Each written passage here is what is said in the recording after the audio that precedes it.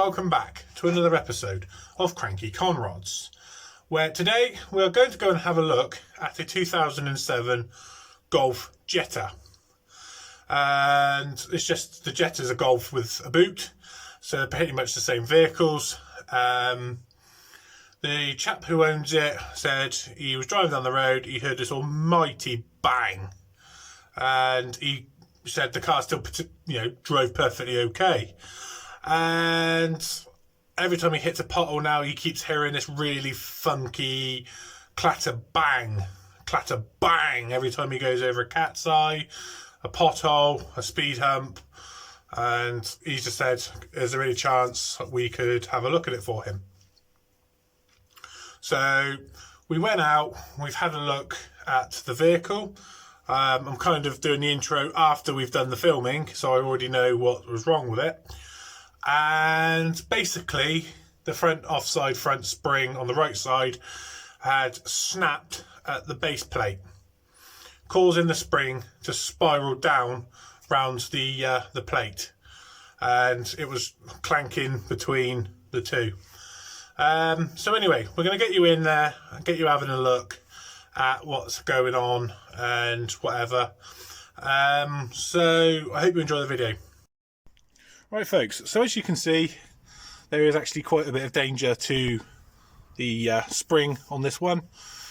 So don't forget also your 27mm hub nut, which I've already cracked off.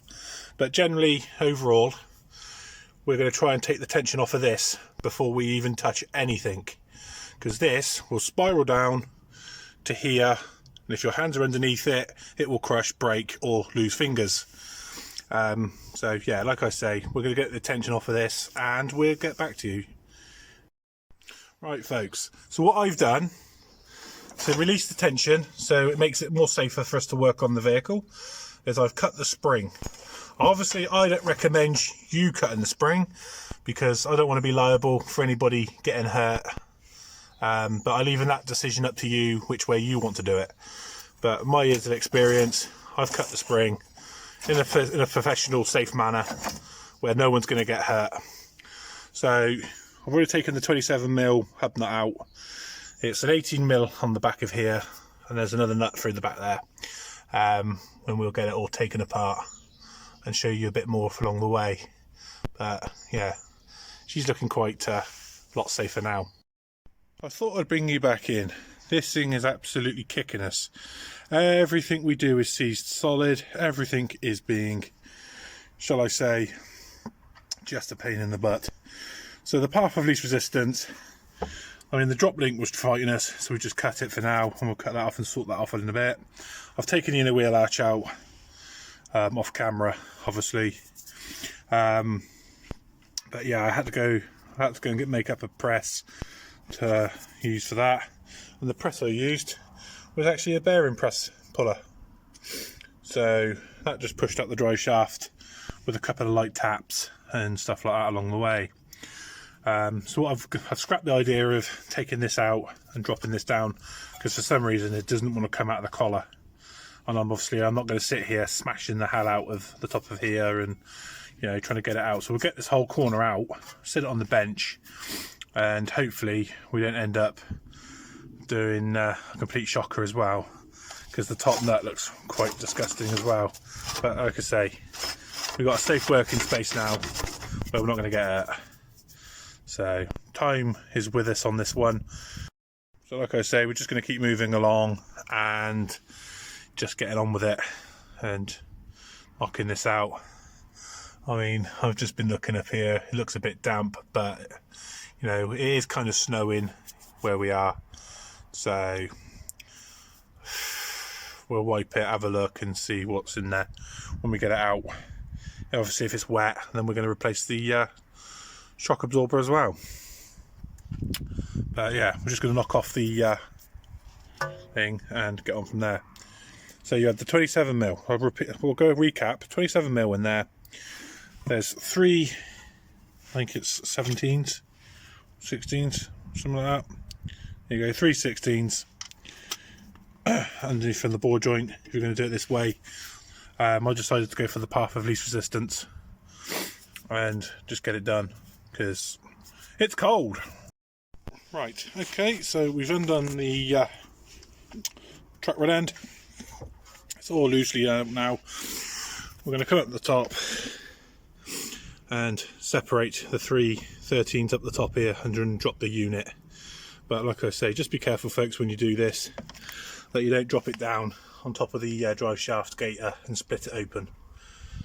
So just a word of warning there. I've got this out and completely stripped out now, and I have to say, what an absolute king of the country that this was. The top nuts in the top of the strut had completely and utterly snapped out and seized up, and the bolts wouldn't break or nothing, so we had to physically cut the heads off the top of the strut. So this is one of them times where you can actually see why your garage bills are so high when you go back to collect your vehicles, because stuff like this you've got to pay for. And as you can see, look, the whole entire scuttling's had to come off and everything else, because normally you just prise up the scuttle in, put your hand under, nip them undone with a 13mm, and it drops down. Not this time on this one. So at the end of the day, we've got it stripped down and everything else, but yeah, nothing on this one wanted to come undone, and I mean nothing. So I thought I'd show you the aftermath after we got it undone, and that's what it should look like. And that's what's happened, is the nuts have actually snapped off and you hadn't got a clue of how to get them out. So what we have done is kept cutting the spring out to get the tension off it and make it safe and secure for us to get our hands up in there, and also to just keep going until we could get up in there to try and put a socket on the end, which was to no avail. And in the end, that's why we ended up cutting the top off. But yeah, this is what we're left with. We've managed to save the strut, which is the added bonus. But top mount ordered, new spring ordered, and drop link ordered. Because again, the drop link wouldn't come undone, and that just kept rounding off, and the boot was knackered. Just as the plane goes over our heads, wonderful times. So right folks, as you can see, I've kind of put it all back together. It got really late last night, really dark, and you know, filming would have been an absolute pain in the ass for you. But what you do, I'll just demonstrate. You put a nice good spring compressor in there, you compress the spring down, and you then undo the top nut that's down in there, and that allowed you to take the top of this top mount off. Take the top mount off, which is under here, which is where these 3 bolts bolt into, here and at the back. Now, you know, so once you change your top mount, it's just a case of just, you know, cut and dry, redoing back what you've done. But like I say, it was dark last night and we needed the car back for today, because yesterday it took way too long. But yeah, like you see, it's in there. Way up, fall in that, as you can see at the top there. New top mount, new drop link, and besides, this all turned up quite late last night. But just got to put that shielding back on, tighten that back up, and we're laughing. Right folks, as you can see, we're back here in the old bunker shed, where we're going to call it a wrap on this video. Now, if I could just get you guys to like and subscribe to the channel, that would be fantastic, because that just tells YouTube that we are a good YouTube channel and you quite like us, and also hitting the like button tells me that this is the sort of stuff that you like. And if I could just get you guys and just remind you that everything I do in my videos is the way I would do it. It might not be to your personal preferences, but it's just stuff that's worked for me and whatnot.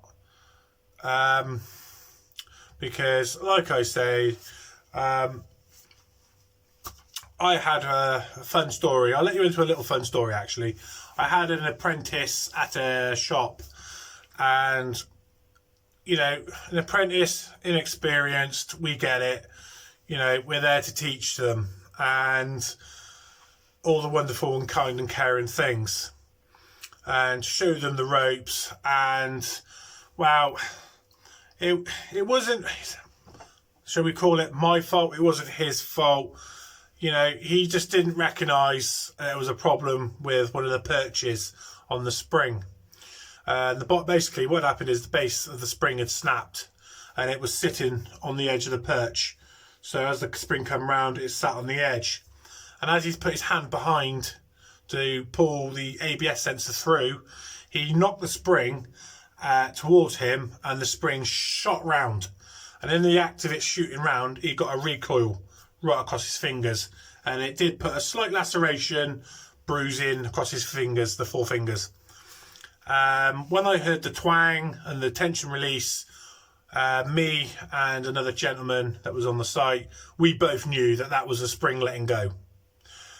With him screaming, holding his hand like this, you know, it was just one of them heart-stopping realizations that these things can go wrong so quick. We thought he'd done something to the spring or undone the top nut, and it literally just blew apart. That's why you never undo that top nut on that shocker until you have got the spring compressors on. There's plenty of videos out there, guys, if you want to see what happens, but I ain't that stupid. I'm not going to be that stupid. Like I say, I've seen the aftermath of a small incident with a coil spring.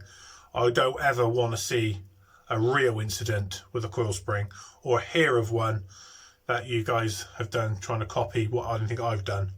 So like I say, guys, I'm going to love you and leave you, and you know, just be careful. That's all I say. And this is me saying out.